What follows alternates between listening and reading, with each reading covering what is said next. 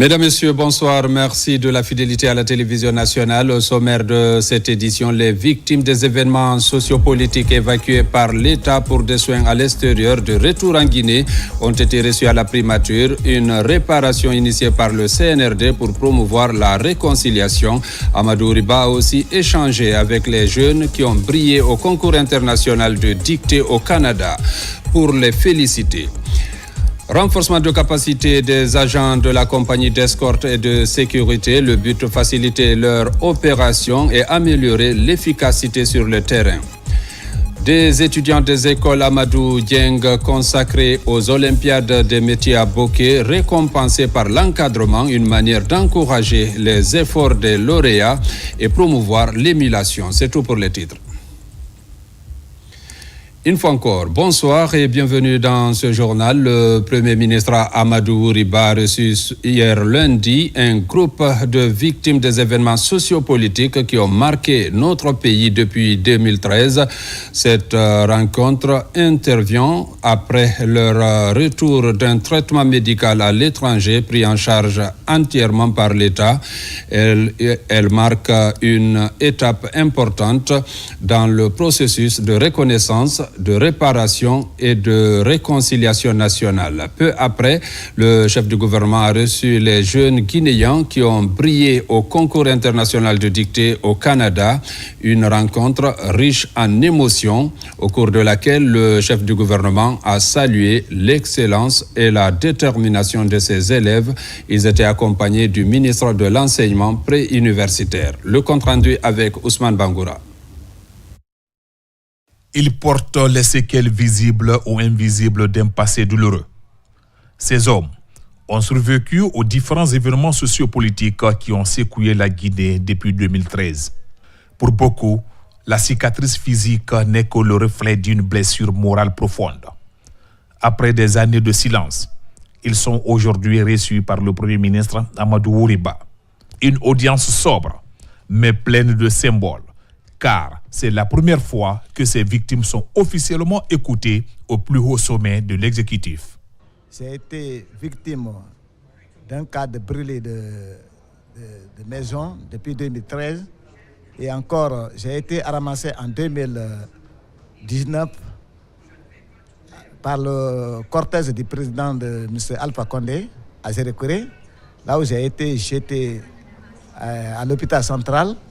Depuis ce jour, ce n'est qu'à l'arrivée du président réconciliateur, je veux nommer monsieur le président de la République, le général Mamadi Doumbouya, qu'un regard de compassion a été porté sur moi. Maintenant, nous disons grand merci au bon Dieu. Nous aussi, nous avons commencé à respirer comme les autres. Cette rencontre intervient après leur prise en charge médicale à l'étranger, rendue possible grâce à un programme gouvernemental.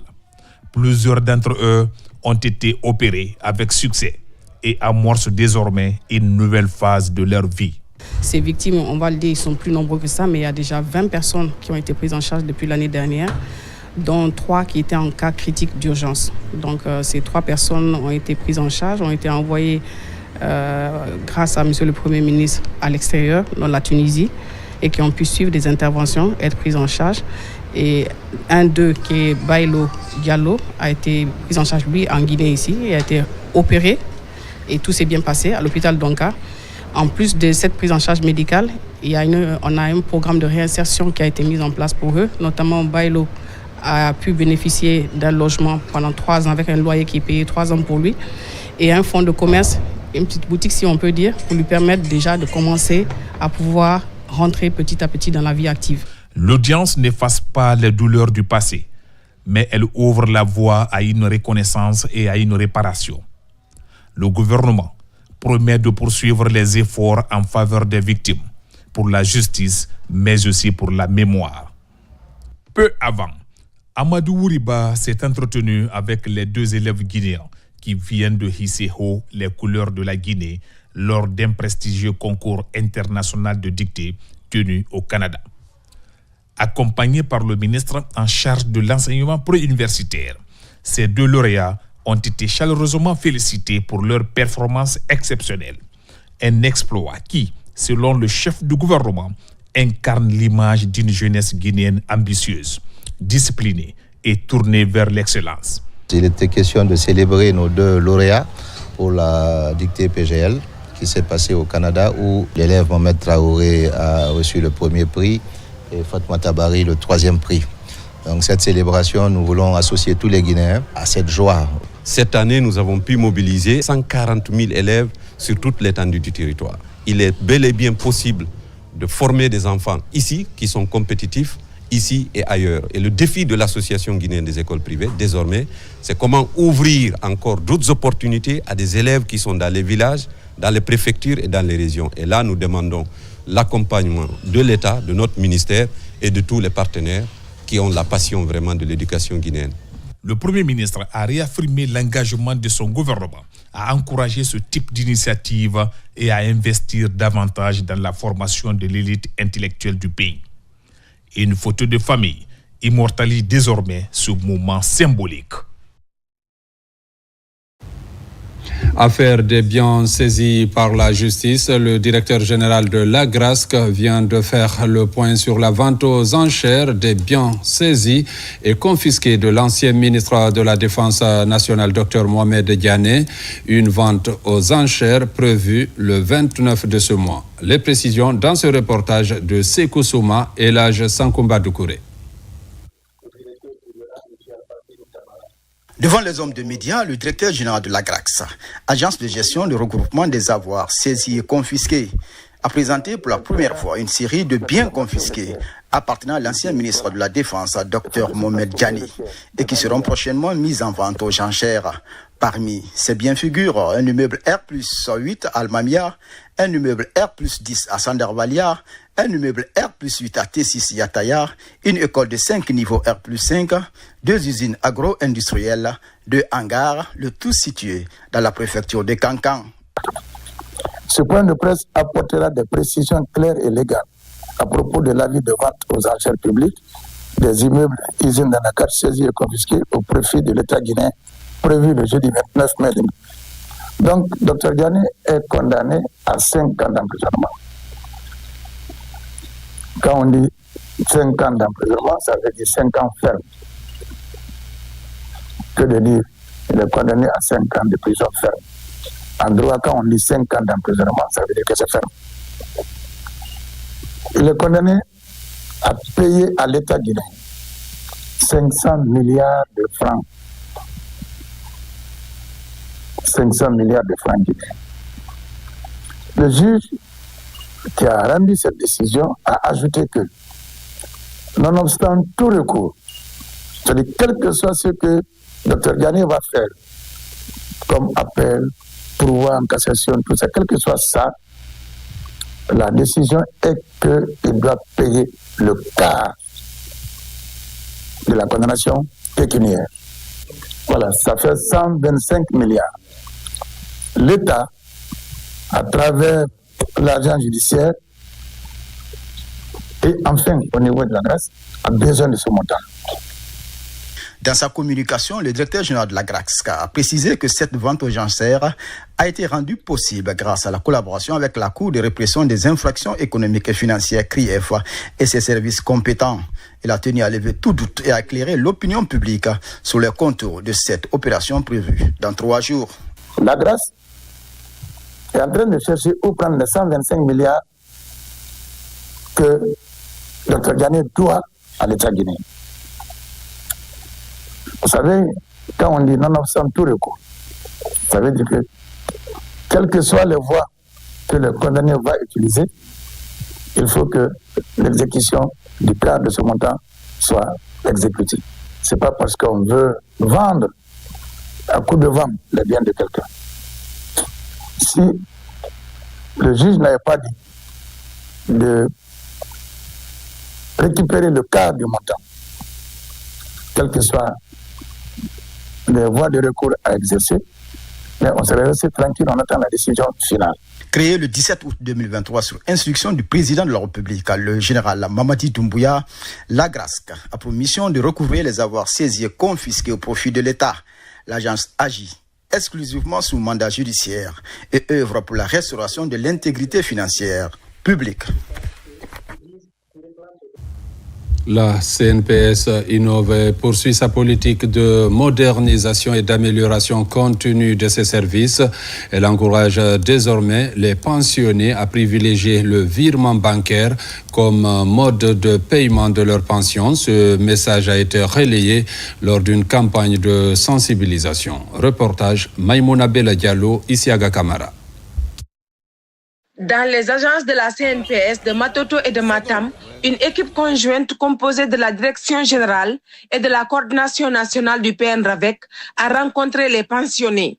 Deux thématiques majeures ont été abordées, la bancarisation des pensions et le recensement national à vocation d'état civil actuellement en cours dans le pays. C'était pour moi un devoir d'être présent ce matin à la commune de Matam pour participer non seulement au paiement de ces pensions, au lancement de cette opération qui va amener les pensionnés à se faire virer dans les banques au lieu de se faire payer en espèces, mais aussi profiter pour leur expliquer un peu le bien fondé du grand processus qui est en cours en Guinée, c'est-à-dire le recensement biométrique des citoyens. Lors de cette rencontre, les nombreux avantages liés à la bancarisation des pensions ont été clairement expliqués. Ce processus vise à garantir aux retraités un paiement sécurisé et régulier de leur pension, leur permettant ainsi de jouir pleinement de leurs droits. Le premier avantage, ça peut permettre aux pensionnés d'avoir des prêts au niveau des banques et puis de les rembourser petit à petit.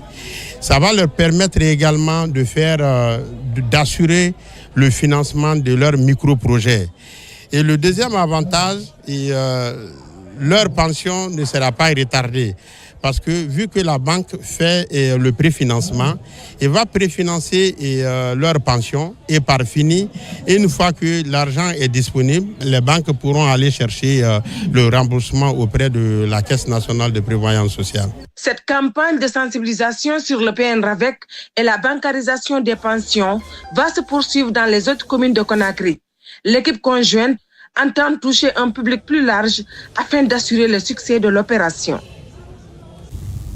L'Union syndicale des travailleurs de Guinée a tenu son 7e congrès extraordinaire, un moment de consolidation de l'unité, mais aussi de mise en place du bureau exécutif et de projection des futures orientations. Compte rendu, Mariam Kamara.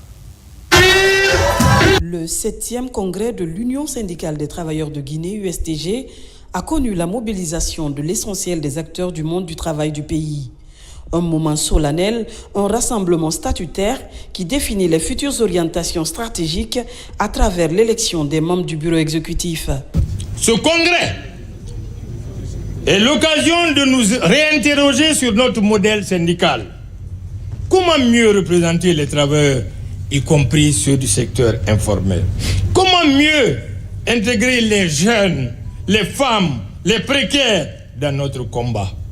Nous devons sortir de ce congrès plus fort, plus clair dans nos orientations. Aujourd'hui, nous sommes à la finalité. Par la grâce de Dieu, nous allons mettre un bureau consensuel, un bureau unifié de l'Union syndicale des travailleurs de Guinée. Donc, il n'y aura plus de faction de l'USTG, mais il y aura tout simplement USTG unifié. Le dialogue social et la démocratie syndicale est le thème retenu par les congressistes. Un bureau consensuel vient mettre fin au bicéphalisme d'antan. Je suis porteur d'un message de solidarité, de paix et de partenariat sincère que la CNTG a toujours défendu vaillamment dans le cadre de son alliance forte avec l'USTG. C'est un honneur pour moi d'être là et de vous dire merci pour tout ce que vous avez fait pour la nation, pour ce que vous continuez à faire pour la nation, pour ce que vous faites pour l'ensemble des travailleurs, pour ce que vous faites pour les familles des travailleurs. On reste souvent dans des discussions avec eux toute la journée. Des fois, c'est des semaines, nous sommes sur des discussions. Tout ça, c'est pour défendre des personnes que vous ne connaissez même pas. Créée en 1957, l'Union syndicale des travailleurs de Guinée est la toute première structure syndicale du pays. L'USTG sort ainsi de ce congrès plus dévolu dans la défense de la couche ouvrière du pays, avec pour seul objectif l'unité et la solidarité syndicale pour l'intérêt général des travailleurs. Recherche agronomique, des dispositions pour améliorer le travail au centre de Kindia a fait l'objet de débats lors de la session annuelle de l'Institut. Principale priorité, l'élaboration d'un plan stratégique et le suivi des recommandations pour préparer la relève afin de faire face au vieillissement du personnel. Reportage Fodé Camara.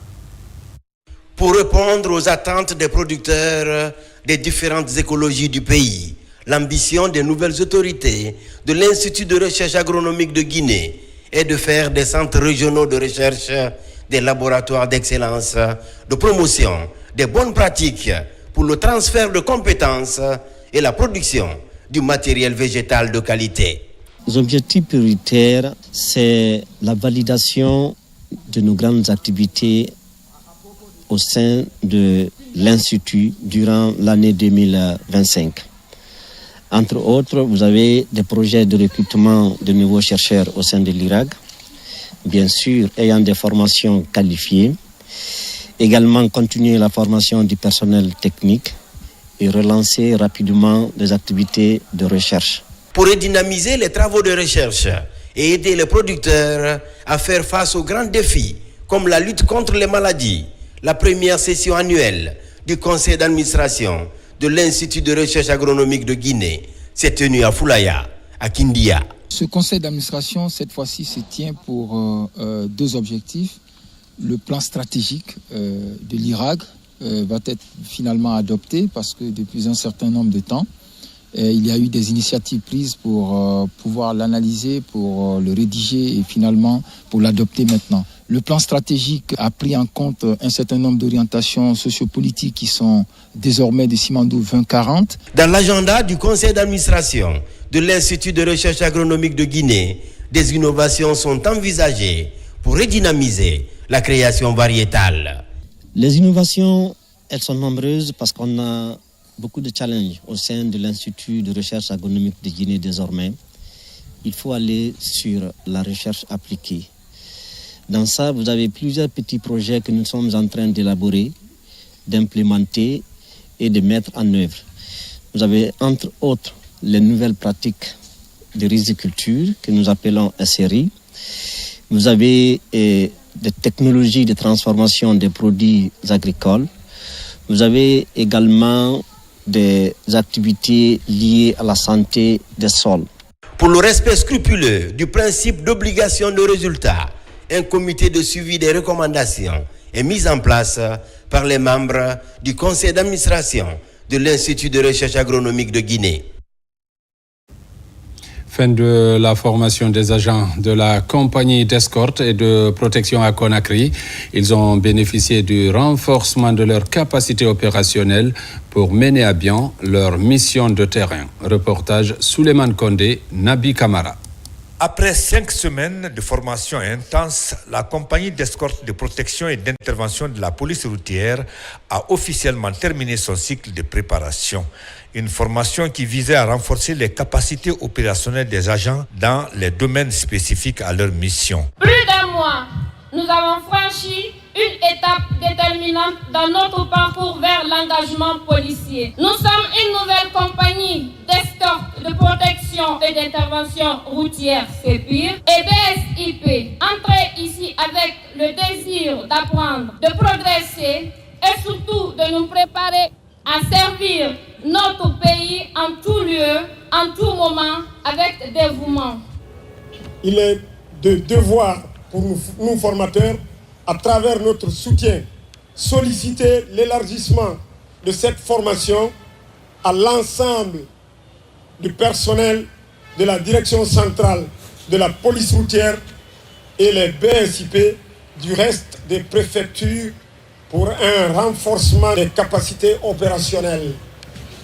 Cette formation des agents de la compagnie d'escorte de protection et d'intervention de la police routière a porté sur des modules aussi riches que variés. On retiendra notamment les gestes et techniques professionnelles d'intervention, la manipulation et l'utilisation des armes, la gestion de la violence urbaine et autres, l'éthique et la déontologie propre à la police routière. Ne perdez pas ça de vue, vous assumez une mission noble. Soyez-en fiers. La formation, quand on bénéficie d'elle, il faut pouvoir la mettre en œuvre. Il faut pouvoir l'assumer correctement et conformément à l'esprit qui a prévalu à sa conception. C'est une formation qui s'inscrit dans une démarche de professionnalisation accrue des forces de sécurité routière afin de répondre efficacement aux exigences du terrain et aux attentes des citoyens en matière de sécurité. Formation encore aux écoles militaires de Manéa. 78 sous-officiers venus des 4 coins du pays ont reçu leur diplôme, marquant le début d'un engagement total au service de la nation. Un honneur, mais surtout une immense responsabilité. Voici l'histoire de la 16e promotion BIA, baptisée en l'honneur du général de 2e section Bala Koivogi, avec notre correspondant de la presse militaire, adjudant Abdul Kader Kamara.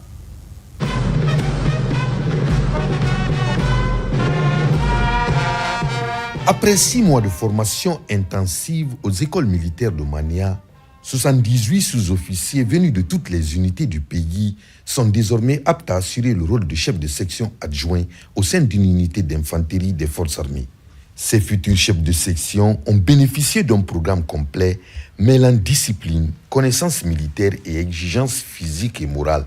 Cette cérémonie de remise des diplômes s'est déroulée en présence de nombreux cadres civils et militaires. Les écoles militaires de Mania, créées en 2006, continuent son ascension vers une culture d'excellence, de patriotisme et de civisme. Mon général, tout cela, c'est grâce aux directives et au soutien indéfectible des autorités. Cette formation avait pour finalité de hisser les stagiaires à un niveau d'expertise tactique et doctrinale permettant de conduire une manœuvre interarmes avec efficacité, rigueur et discernement. Elle les confronte à des situations inspirées de la réalité, directement calquées sur les engagements opérationnels actuels, afin de développer la prise d'initiative, la réactivité et la capacité à prendre des décisions pertinentes dans des contextes dégradés ou complexes. L'obtention du brevet interarmes est non seulement un honneur, mais surtout une grande responsabilité. Ces sous-officiers se déclarent prêts à servir avec un engagement total pour la bonne marche du commandement. Nous avons appris beaucoup de choses qui nous ont aujourd'hui permis d'aboutir à ce résultat. Donc en tant que chef de section, ce n'était pas facile, il fallait apprendre beaucoup de matière pour nous permettre aujourd'hui de servir selon notre niveau dans une compagnie d'infanterie. Le brevet interarmes ne constitue pas un simple jalon administratif. Il représente une étape charnière, une véritable consécration de la compétence et de la maturité militaire.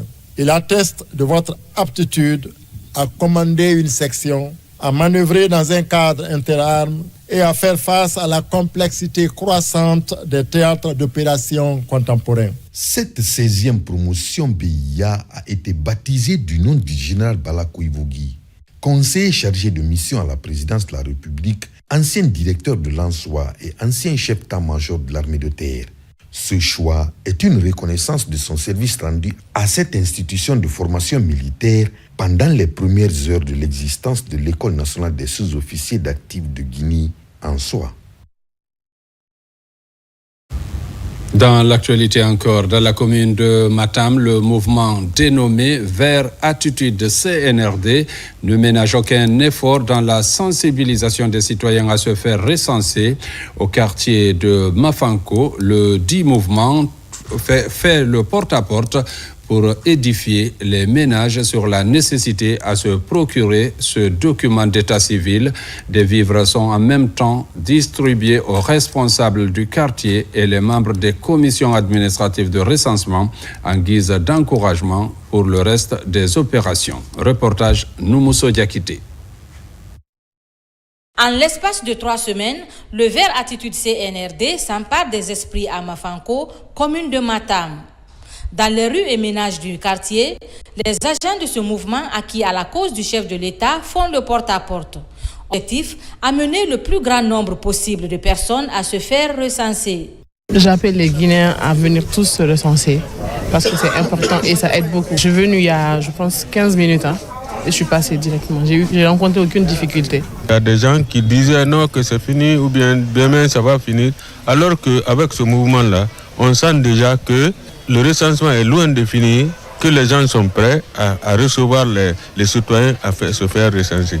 Au-delà de la sensibilisation, le mouvement vert se rend dans les différentes commissions administratives de recensement déployées dans Mafanko. Le bienfait qu'ils sont en train de faire pour accompagner les membres de CARL, vraiment, c'est vraiment salutaire. On les remercie, on les encourage de continuer encore à sensibiliser afin de venir se recenser. Tout le monde ne sait pas être recensé, c'est quoi réellement. Le mot recensé, c'est ce que ça veut dire. Nous sommes là aujourd'hui pour faire le porte-à-porte, pour mobiliser la population guinéenne. Et avec ça, tu as droit à tout. Tout ce qui tient à cœur au général Doumbouya, nous accompagnons, qui est la refondation. Dans cet élan de soutien au CNRD, cette sensibilisation du mouvement vert est aussi accompagnée d'une distribution de vivres. Il s'agit du riz, des boissons et de l'eau pour les chefs secteurs de Mafanko et les membres de ces commissions administratives de recensement en guise d'encouragement pour la suite des opérations. La campagne de sensibilisation pour le recensement se poursuit dans l'arrière-pays également. À Dabola, c'est la chef de cabinet de la primature, Fanta Keita, qui va à la rencontre de l'Union nationale des chercheurs et guérisseurs traditionnels. Elle a largement expliqué les avantages de l'opération en cours dans notre pays. Reportage Ali Badra Kondé. Ici, dans la préfecture de Dabola, c'est la chef de cabinet de la primature, Fanta Keita, accompagnée d'une importante délégation qui va à l'encontre des acteurs traditionnels. Il s'agit de l'Union nationale des chercheurs, guérisseurs et pêcheurs traditionnels. La visite du patriarche a été la première étape de cette sensibilisation. Tout le monde doit se faire recenser. Nous vous remercions pour le travail abattu. Ensuite, la délégation s'est rendue à Hermakono, au centre-ville. La chef de cabinet de la primature, face à la confrérie, est revenue largement sur les avantages du recensement. Nous avons besoin du soutien de la population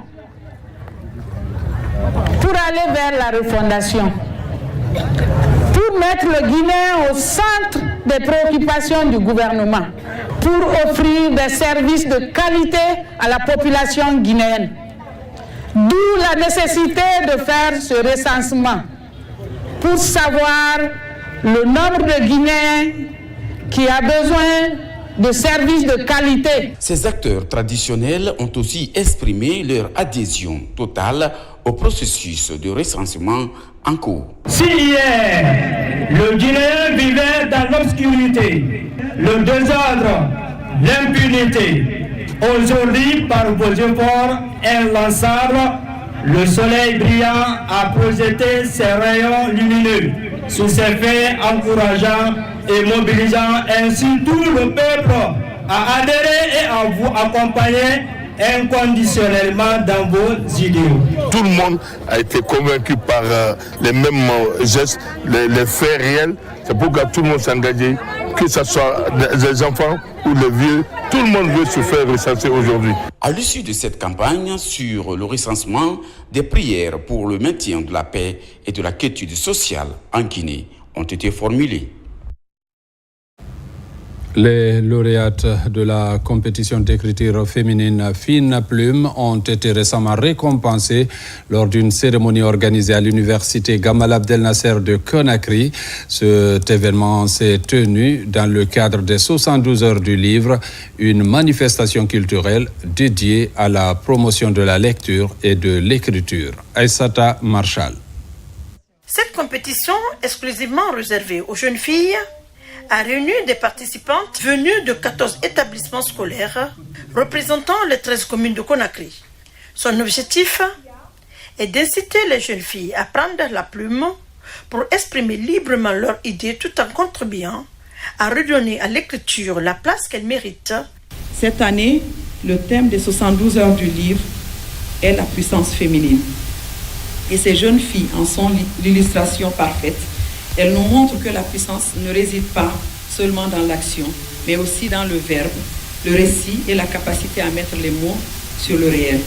Notre ambition est claire, voir davantage de femmes et de jeunes filles prendre la parole, tenir la plume, se raconter et se projeter.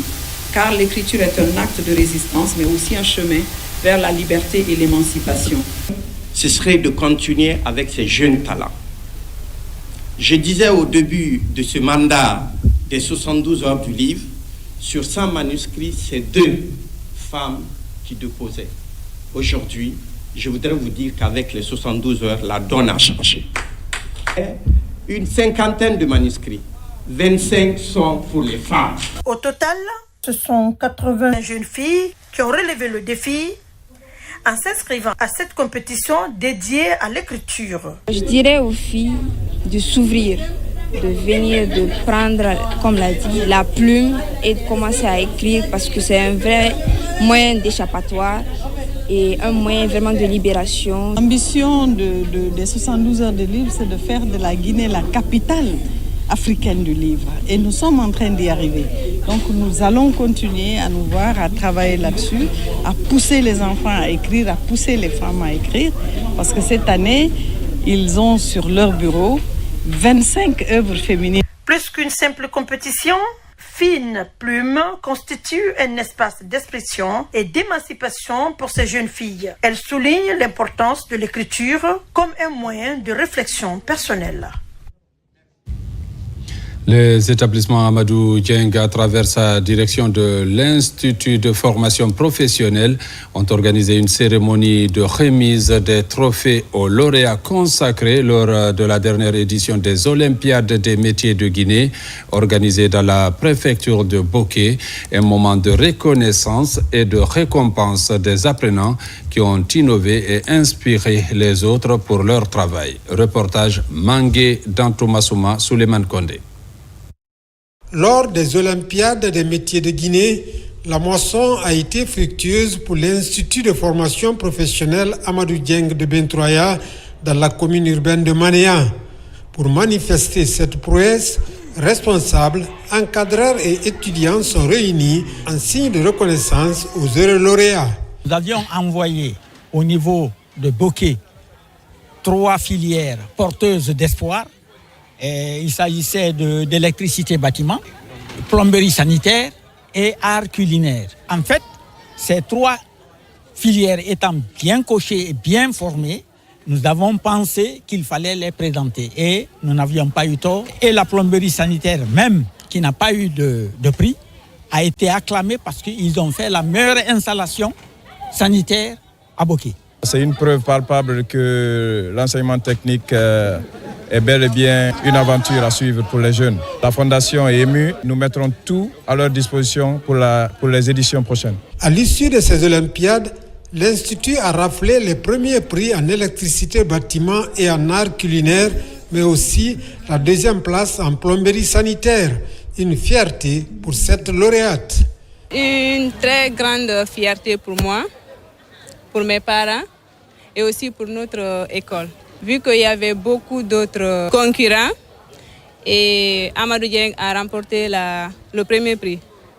Le secret, c'est l'enseignement, le travail et aussi l'engagement des professeurs envers nous, les étudiants.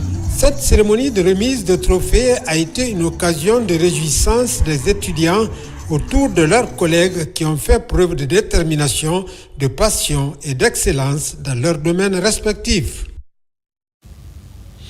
Mesdames, Messieurs, c'est la fin de cette édition. Merci de l'avoir suivi et bonne suite de programmes sur la télévision nationale.